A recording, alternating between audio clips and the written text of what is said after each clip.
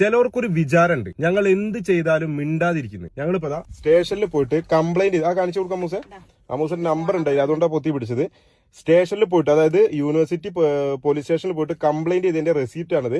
ഇത് ചെയ്ത് എന്തിനാണെന്നറിയോ? നിങ്ങൾ അറിഞ്ഞിട്ടുണ്ടാവും, നമ്മളൊരു ടൂറിസ്റ്റ് ബസ് ഇറക്കിയിരുന്നു ഇന്നലെ രാത്രി. വണ്ടിന്റെ റൈറ്റ് സൈഡിലും ലെഫ്റ്റ് സൈഡിലും ഡിക്കിയിലും ആരോ ആണിയോ എന്തോ ഒരു ഇരുമ്പിന്റെ സാധനം വെച്ചിട്ട് മൊത്തം വരച്ചിട്ടുണ്ട്. പെയിന്റ് ഒക്കെ കളഞ്ഞിട്ടുണ്ട്. സ്റ്റേഷനിൽ പോയിട്ട് കംപ്ലൈന്റ് ചെയ്തിട്ടുണ്ട്. പിടിക്കും.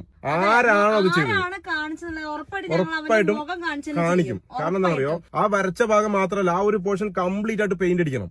അത് എത്ര പൈസ മുടക്ക് വരും അറിയോ നിങ്ങൾക്ക്? അല്ല, വാങ്ങിക്കണം.